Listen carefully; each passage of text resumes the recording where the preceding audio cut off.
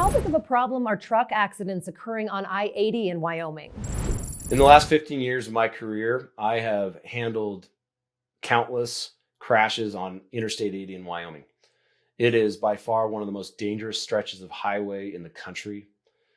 It can turn from a sunny, dry day to a full-on whiteout in absolutely dangerous conditions in a matter of moments. And unfortunately, tragedy continues to occur. Tragedies continue to occur daily during the wintertime in Wyoming.